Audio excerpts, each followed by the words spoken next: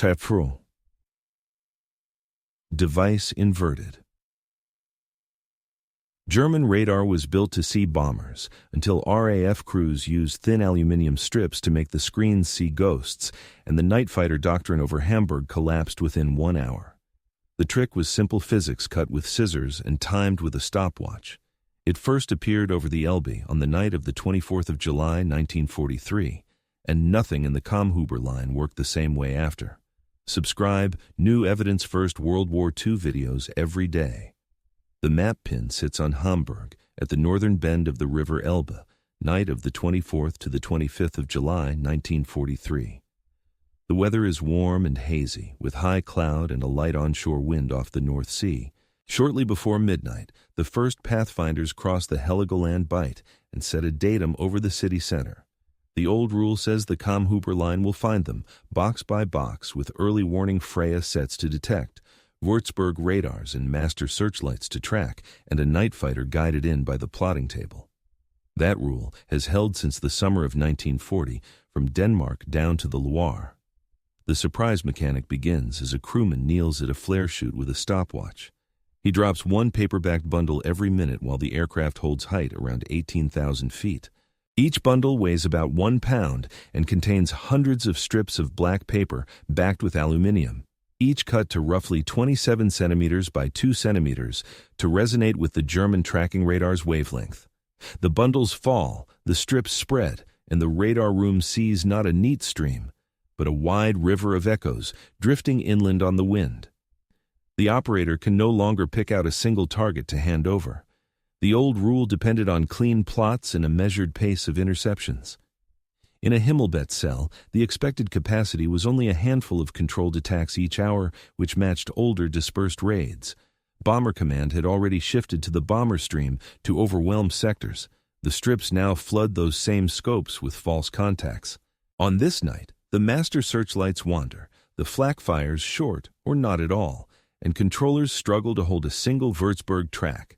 The hard metric appears in the nightly return. Of more than 700 bombers dispatched for the opening blow, only a dozen fail to return. On the ground, the night fighter plotting team tries to restore order on the Seeberg table. The Freya set, working at a meter-class wavelength with a range near 120 kilometers, once gave early warning and cueing. The Würzburg, working in the decimetric band around 53 centimeters, once held a bomber to within tens of meters for guns or a fighter. Now the early warning picture is blotched, and the tracking scope breaks into jagged rings. The handoff loop between detection and interception is cut at both ends. Witness objects survive to show the break. A Bomber Command raid report notes the first operational use of the strips, code-named Window, as part of the opening attack. A captured German Würzburg Reese display photograph shows a left half crowded with spiky returns where a smooth ring should be. The City Flak Regiment's diary records confused fire discipline and repeated orders to hold searchlights for visual only. The evidence is consistent across air and ground records. A logistics vignette sits quietly under the drama. At British factories, workers cut and bundled the 27-centimeter strips by the pound and shipped them to depots. At squadron level, ground crews fitted special chutes so crews could feed bundles without blocking the flare port. At dispersals on Yorkshire airfields, briefers issued stopwatches alongside target photos. Training was simple: 1 bundle each minute from the IP to the target and back out. The method was repeatable enough that crews could fly, drop, and navigate without pausing. Terrain and conditions play their part. The Elbe estuary breeze gives the cloud a drift vector. The higher the release, the longer the strips float and the wider the smear on the plot. Over water, the sea surface adds clutter. Over city, hot updrafts loft the cloud longer. The operators in rooms near the Ulster and along rail lines to Harburg see a picture that changes with every gust, which is precisely the point. A myth rises quickly and needs correction. Later stories claim someone accidentally dumped packing scrap and found the trick by chance. Archival notes from the Telecommunications Research Establishment show a measured program, a code name, and laboratory work to tune strip length to enemy radar wavelengths. The witness objects include test notes, an air staff memo delaying use for fear of reciprocity, and the operation order that finally authorized it. Evidence ends the myth. Numbers keep the frame tight. The bomber stream spends roughly 50 minutes over the city on the opening night, with hundreds of aircraft funneling through timed waypoints. The Freya's stated maximum reach of about 120 kilometers is useless when the scope blooms. The Würzburg's 560 megahertz precision cannot help if it cannot lock a single blip. A defense built to make 6 tidy interceptions each hour in a box now sees dozens of ghosts where one target should be. By dawn on the 25th of July, the rule has broken in practice, not only in theory. The line from Denmark to France no longer guarantees a clean handoff from detection to kill. Crews who had trained to chase a single echo now loiter over whole swaths of sky and find nothing there. The quiet contradiction appears on the last page of the night's summary. The collapse was not an accident of weather or chance, but the planned effect of a timed drop and a cut length. Across the week's further nights and days, the pattern repeats with variations. Daylight raids bring different pressures, but the night defense never regains its old pace. What began over the Elbe will travel to other coasts and other screens. The trick that fit in a pocket has opened a gap in an air defense system that took years to build. This is the hinge the rest of the story turns on. The human lever forms far from Hamburg, in laboratories and offices in Malvern and London. At the telecommunications research establishment, a physicist named Joan Curran completes the plain idea. Cut metal-backed strips to half the enemy radar's wavelength and drop them in bundles to make false echoes. Her chief, A.P. Rowe, gives the device a code name short enough to fit on a memo: window. R.V. Jones argues the physics in the enemy's frequency bands after a British raid brings back parts of a Würzburg radar from Bruneville in February of 1942. The concept is ready more than a year before it flies. The order path is unusual because the risk is political as much as technical. Professor Lindemann, the government's science advisor, warns that if Bomber Command uses the trick, the Luftwaffe can copy it and blind British gunners and controllers. Both sides know the principle. The Air Staff holds the idea back through 1942 and into early 1943. Meanwhile, the Kammhuber line hardens and shifts, adding more boxes and deeper belts, and the night fighter force gains confidence after the winter. The need for a lever grows as losses bite.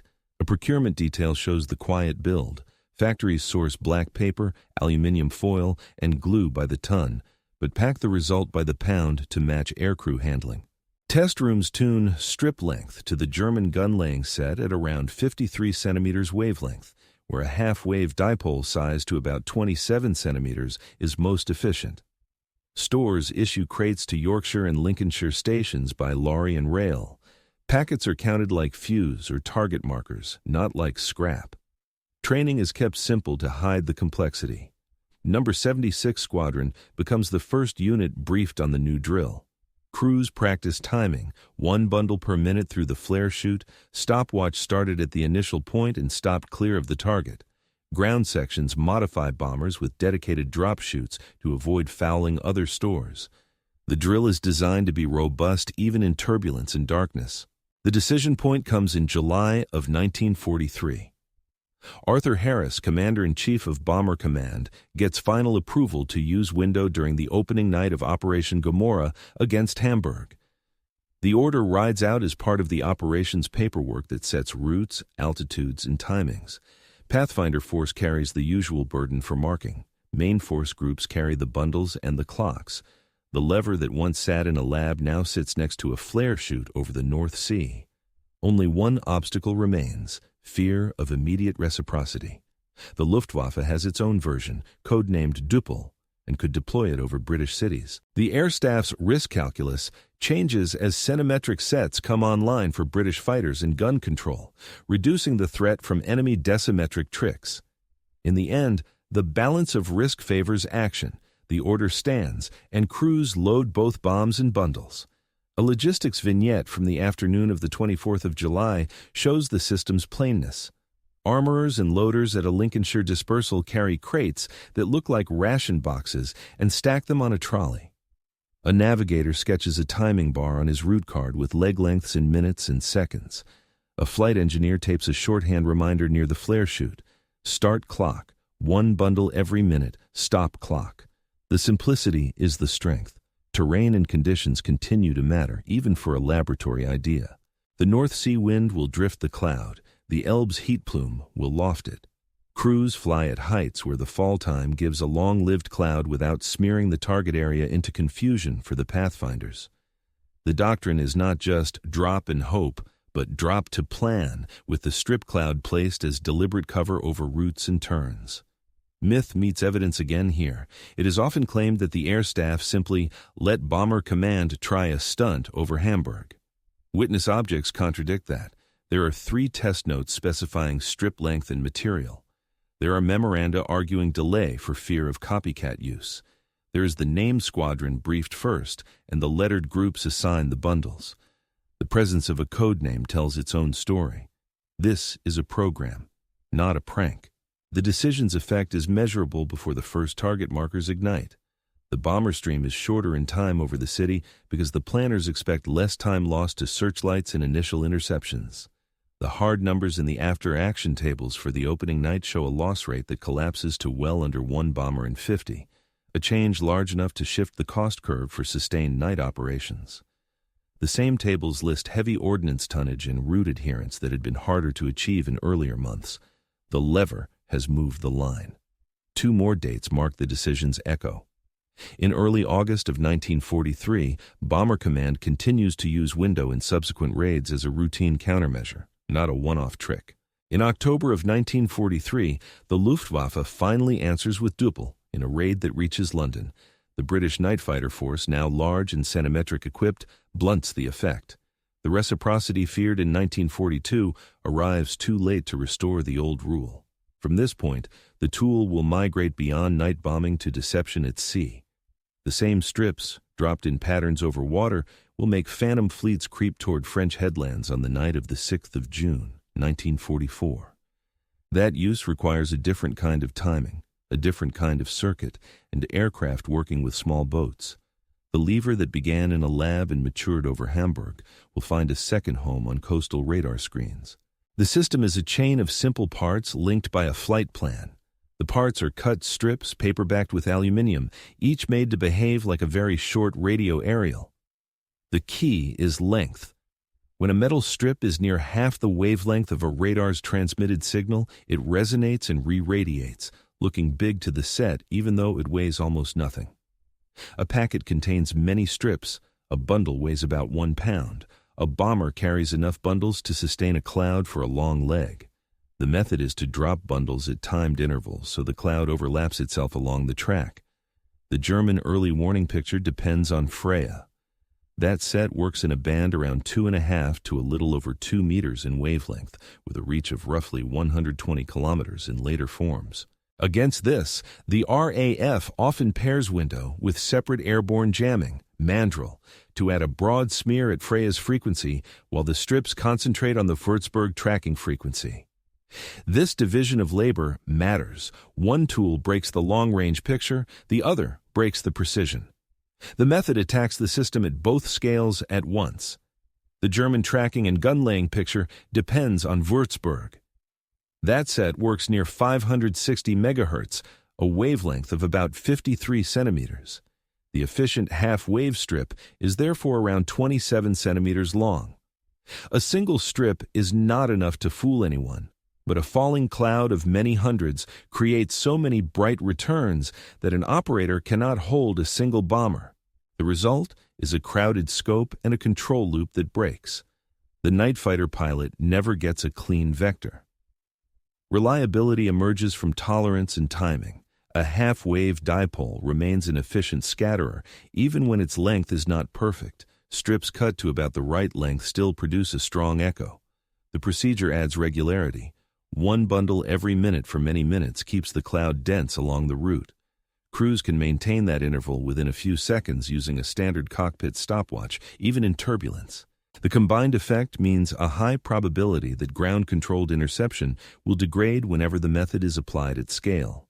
Hamburg's opening night loss figures, compared to raids in the spring, give a confidence above 9 in 10 that the screens were truly blinded for the critical period.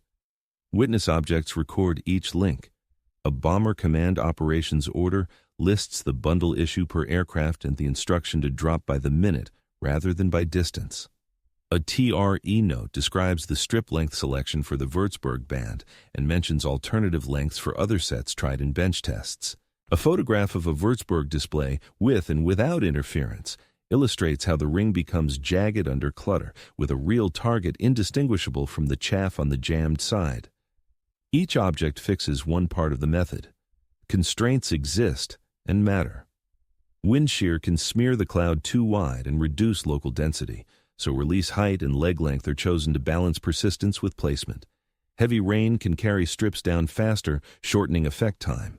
Strong convective currents over burning districts can loft strips higher and move the clutter away from the desired place. Over water, sea clutter adds to the confusion, but can also make pattern flying harder for the crews tasked to build an ordered phantom on enemy scopes. The method is not magic. It is a planned use of aerodynamics and radiophysics in real weather. There is a human-machine cadence inside the technique. At squadron level, fitters install a dedicated chute so that the flare system remains free for markers. In the air, a designated crewman becomes the window man, kneeling by the chute, calling time marks to himself and feeding bundles with gloved hands. The navigator includes the window leg timings on his card alongside headings and winds. The pilot's job is to hold height and speed steady to keep the fall time predictable. The machine provides power and altitude. The humans provide the metronome. A myth persists that the strips alone did everything. Evidence says the method lived inside a larger electronic war. Airborne jammers with their own code names, Mandrel for Freya and Carpet for Würzburg, often flew on the flanks or ahead. Pathfinders with ground mapping radar still had to mark the aiming point under cover of the cloud, and the bomber stream's own geometry, tight timing, and narrow lane remained crucial to overloading the defensive grid. The strips did not replace doctrine, they made it work at lower cost. The method's transfer to the sea on the 6th of June, 1944, keeps the same physics and changes the geometry. Bombers fly elongated circuits parallel to the French coast, dropping strips in short bursts every few seconds, so the Phantom Edge moves shoreward in step with the supposed convoy. Small boats beneath tow radar reflecting balloons and keep up radio chatter like an assault force. Replacement aircraft merge into the pattern at precise intervals to avoid gaps that would give the game away. The same 1-pound bundles now build a coastline illusion. Two more constraints frame that maritime version. The circuits must be flown in darkness at low altitudes where navigation tolerances are tight, and the drop schedule must keep the chaff line's apparent speed consistent with a slow fleet. Air crews modify noses for higher rate dropping to sustain the pattern. The witness objects here are coastal radar plots, Squadron ORBS for number 617 Squadron and number 218 Squadron, and naval logs from harbor defense motor launches marking on station times. Each shows timing as the heart of the method. To close this system sketch, note the limits and the handoff. The strips cannot do the work alone if crews lose the metronome, if winds are misread, or if planners misplace the cloud relative to routes and belts. But when the parts, steps, and timings are followed, the method is robust. It was born in bench tests, tuned against known enemy frequencies, and proven first over Hamburg before being shaped into coastal deception the next summer. The field tests that follow will show defense holding, cracking, and then pivoting because of this pocket-sized interference. Case 1 opens on the Baltic, night of the 17th to the 18th of August, 1943. The map pin is Peenemünde on Usedom, a low island east of the Oder, with sandy spits and pine flats that hold heat and haze. Bomber Command calls the strike Operation Hydra. The old grid of Himmelbett cells is still in place from the Schleswig coast down past Stettin, each with Freya for warning and Würzburg for track. That grid expects a neat stream, clean scopes, and a night fighter handoff measured in minutes. Window rides in every Lancaster and Halifax, cut to about 27 centimeters for the Würzburg band. The surprise mechanic here is twofold. Mosquito intruders work inland routes to distract and fix night fighters. Mosquito decoys, code-named Whitebait, rake German controllers across phantom alarms. Along the main lane, window falls by the stopwatch from about 18,000 feet, building curtains over the Odermouth and the Peene River bridgeheads. On the Seeberg tables north of Stettin, controllers see blotches that smear with the coastal wind and cannot hold a single blip to hand over. The measurable effect appears in the returns. Hundreds reach the aim points, and only a few dozen are lost, with a concentration of losses in the lagging wave after the first confusion settles. Witness objects include the Hydra operations order with bundle timings, a radar plot photograph showing jagged rings, and number 5 group's after-action tables listing release heights and leg times.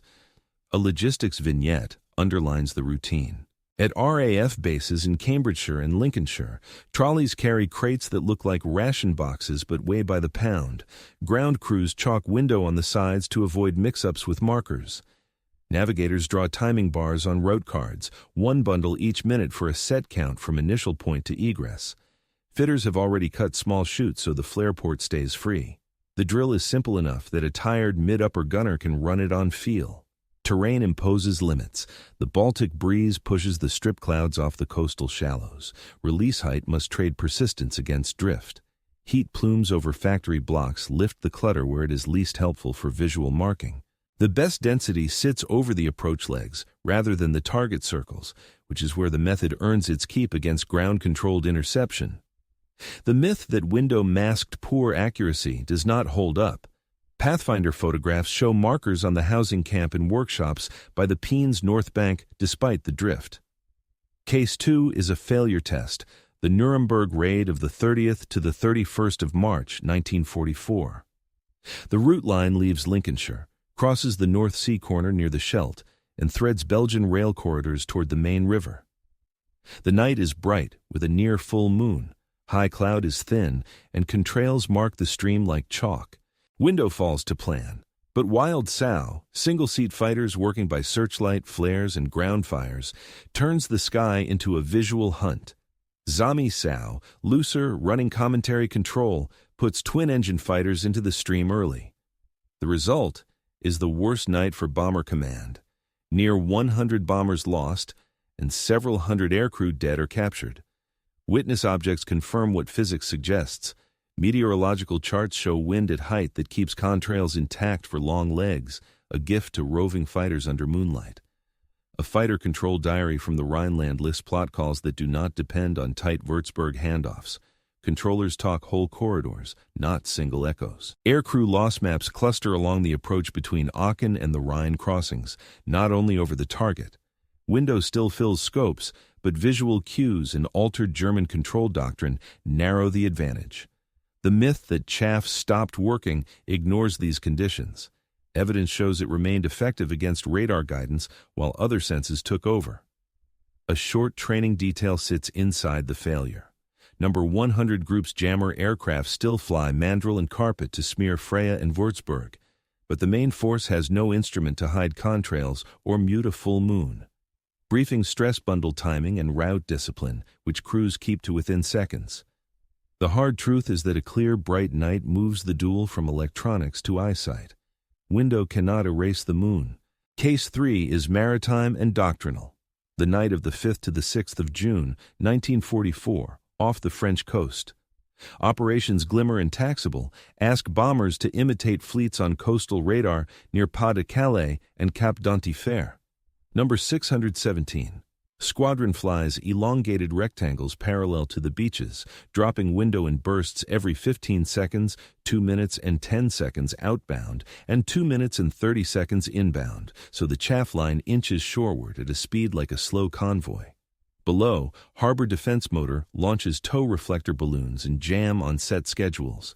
The map pins are the capes, the Dover shipping lanes, and the Calais ferries. The measurable effect shows up in coastal logs and radar plot sketches. German stations report moving masses that behave like shipping, prompting searchlights and token fire where no fleet exists. Response is uneven, and later histories call the outcome limited, but the key is time. Formations inland of the Seine and Somme keep watching the wrong quadrants while real convoys cross toward the Orne and Vire. The airplan requires a nose cut in each bomber to speed dropping and a crew count increased by 1 to feed chaff at tempo. The pattern holds for hours. Weather and sea state push the edge of control. A crosswind over the channel tries to shear the chaff lines. Pilots correct headings to keep the rectangles square to the coast. Swell and spray hamper the small boat's balloon rigs, and at least one launch records equipment faults before midnight. Replacement aircraft merge into the lanes at timed intervals of a few minutes to prevent gaps that would give the game away on a planned position scope. The method is flying geometry as much as electronics. A myth clings to these deceptions, that a single pass of strips near the beach could conjure a phantom fleet. Witness objects, Squadron ORBS, boat logs, and TRE sketches show the opposite. The illusion demands sustained metronomic circuits and a join-up plan precise to seconds. It is labor, fuel, and nerves poured into rectangles in the dark. That is why it works at all. Across these three cases, Peenemünde with defense cracked, Nuremberg at the weather edge, and the Channel coast with doctrine pivoted, the same lesson repeats. Window changes radar control but does not rewrite the sky. It needs timing, wind allowances, and a force that can hold a line for long minutes. The witness objects speak in the same register. Operations orders, radar plots, and unit diaries full of numbers and bearings, not slogans. The field tests have drawn the limits as well as the gains. The first countermove is reciprocity. 6 weeks after Hamburg, on the 7th to the 8th of October, 1943, the Luftwaffe drops Duple over Britain. The physics is the same. Strips near half-wavelength flood, British scopes with ghosts. But the results are muted because fighter command is now strong in centimetric sets and can vector night fighters without depending on decimetric Würzburg-class precision. Losses to the mini-blitz of early 1944 stay tied to the small German bomber force, not to chaff cleverness. A note in Royal Air Force files calls the effect hampered by strength and radar mix on our side. The second countermove is doctrinal, Wild Sow and Zami So.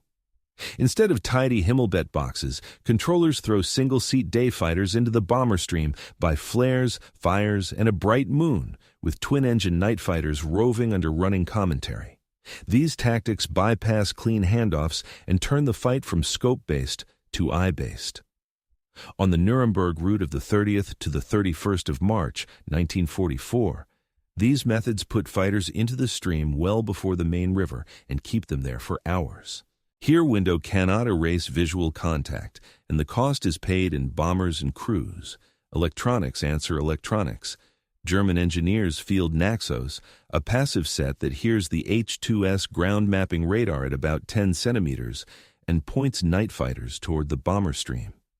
They also produce Flensburg, a receiver that homes on the VHF Monica tail warning radar many RAF aircraft carry. The British reaction is fast once a Ju-88 lands by mistake at RAF Woodbridge on the 13th of July, 1944. Monica is ordered off, and H-2S continues with caution and later refinements.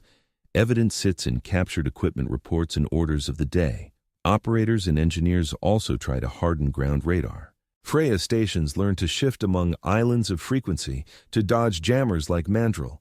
Würzburg crews train to recognize chaff clouds by their unstable amplitude and to wait for burn-through when targets separate from clutter by geometry. New sets such as Mannheim and Ansbach narrow beams for better immunity to clutter, but only a few reach service. Long-range Mamet and Wassermann sweep wide but remain vulnerable to noise and window when flown at scale. The production tallies and equipment notes show plans outrunning the calendar. Hard limits on window remain constant. Strong winds can smear clouds too wide and reduce local density below the threshold that breaks a track. Heavy rain pulls strips down fast and shortens persistence, while towering convection over burning districts lofts chaff away from where pathfinders need a clean visual. In very bright conditions, contrails and moonlight give night fighters cues that no radar can hide. A training sheet for number 100. Group stresses winds aloft forecasts and calls for margin bundles to thicken the cloud where drift is worst. Refinements evolve month by month. Strip lengths are cut for several enemy bands, with standard packets for Würzburg near 53 centimeters, and optional cuts for naval Seetocht and long-range Freya family sets. Automatic dispensers appear in some bombers to keep the minute rate steady when turbulence throws a kneeling window man off cadence. In the seas off France, noses are modified with additional apertures, so crews can sustain 15-second bursts for coastal deception rectangles. Unit ORBS and maintenance cards. Note these small changes in penciled margins. Electronic warfare broadens around the chaff core. Mandrel screens Freya. Carpet fills the Würzburg band with noise. Jostle clogs VHF. Piperack handles other gaps. The mix depends on route and force composition, and number 100 group coordinates specialized aircraft to sit on the flanks and ahead of the stream. A bomber command paper in early 1944 lists aircraft counts for mandrel lanes and carpet coverage by group, with timings to the minute. Chaff is no longer a trick but a layer in a system. A quiet cost runs beneath these refinements. Additional crew duties raise fatigue. Windowmen kneel for long legs in cold air by an open chute. Jammer aircraft fly wider, lonelier orbits, and sometimes fail to find the stream again if weather moves in. Factories cut and bundle strips by the ton, which means aluminium, paper, and lorry miles that do not go to other needs. Losses still come on bad nights, and the record books show names and serials that no countermeasure could save. The arithmetic of effort is visible in production tallies and lorry manifests from depot to dispersal. Myth meets evidence again in the claim that Duple canceled window. German use certainly blinded British scopes on some nights, and the Bari raid on the 2nd of December, 1943, shows the risk at mixed radar ports. But Fighter Command's centimetric gear and large ready night fighter force blunted the effect over the home counties in 1944. Witness objects include RAF controller logs with vectors made without clean decimetric plots, and after-action notes crediting AI Mark. 8 radar for surprise kills. The balance had shifted. By late 1944, the ground war rolls past many fixed sites, and German radar units redeploy in haste. Chaff still matters, but the center of the duel moves to jamming, centimetric hunting, and fighter sweeps over airfields. The last German attempt to field a Magnetron-class AEE set arrives too late to change nights over the Rhine. The countermeasures are real, but time and fuel are short.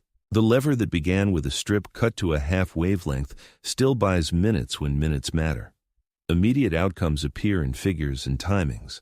Over Hamburg on the night of the 24th to the 25th of July, 1943, the opening raid lasts about 50 minutes with hundreds of aircraft through the lane, and losses drop to a fraction of previous rates when window is used. Through August and September, Bomber Command treats chaff as routine kit, listed on load sheets next to markers and fuses. On the 17th to 18th of August at Peenemünde, the mix of window, stream timing, and intruders gets a large force to the aim points with losses far lower than spring levels. Each set of AAR tables shows the same curve. Cost per sortie falls when screens are blinded. Operational effects ripple across planning rooms. Shorter time over target reduces exposure to belts of guns and to ground-controlled interceptions, which in turn lets planners accept longer routes that avoid predicted flak concentrations along rail and river junctions like Hamm, Duisburg, and Mainz. Availability improves because fewer aircraft are lost or down for major repairs. That raises sortie tempo over weeks, not just single nights. Controllers on the German side shift to broader commentary methods and rely more on visual cues, which surrenders some of the precision the Kammhuber line promised. Witness objects include production and serviceability tallies by group, and German controller memos that note running commentary replacing tidy handoffs. The D-Day deception variant produces its own set of outcomes. In the early hours of the 6th of June, 1944, chaff rectangles off Cap d'Antifer and off Boulogne keep coastal radar operators busy with blips that march shoreward at a ship's pace. Naval logs record searchlights and occasional fire in the wrong quadrants. Aircrew ORBs from No. 617 Squadron and No. 218 Squadron show elongated circuits flown to the second, with replacement aircraft merging to avoid gaps. Even sources that rate the effect as limited agree that time was bought along the Pas-de-Calais coast, while real convoys closed Normandy beaches. The resource shift is visible in German procurement and deployment notes. More long-range sets like Mammoth and Wasserman spread across headlands and airfields. More night fighter groups moved to bases along the Weser, Ruhr, and Main to cut into streams earlier. Controllers learned to ride through clutter and wait for targets to emerge at burn-through, and fighter units practice moonlit interceptions. Yet every minute the scopes are dirty is a minute the stream advances. In practice, frequent chaff use forces the defense to choose between chasing phantoms and protecting production belts and rail knots. Post-war, chaff becomes doctrine rather than novelty. Air forces standardize cartridges and dispensers so crews can cut, load, and fire decoys without kneeling at a chute. Naval forces adopt mortar-launched chaff rockets so ships can bloom decoys at measured ranges. Modern launchers like the Mark 36 SRBOC turn the Hamburg pocket trick into a fleet reflex. Training syllabi add electronic warfare as a permanent line next to navigation and gunnery. A Cold War pilot's kneeboard includes chaff sequences as surely as headings and TACAN channels. Radar does not stand still. Designers add Doppler filtering so slow-drifting chaff falls into a velocity notch and gets ignored. Engineers refine constant false alarm rate logic to teach sets to hold targets and suppress clutter, whether from ground, rain, or foil. Electronic warfare responds with JAFF and CHILL, in which a jammer paints the chaff cloud with a Doppler-corrected signal so the radar sees a moving echo. The duel that began with scissors and a stopwatch becomes an exchange of algorithms and frequency-agile tricks. Witness objects include radar engineering texts and journal pieces on chaff discrimination. The technique's long tail runs across conflicts and oceans. Chaff clouds confuse coastal radars in training exercises. Chaff rockets saved ships in the South Atlantic in 1982. Missiles and aircraft carry programmable bundles that cut for several bands at once. Weather radars learn to filter military chaff when exercises paint false storms across county lines.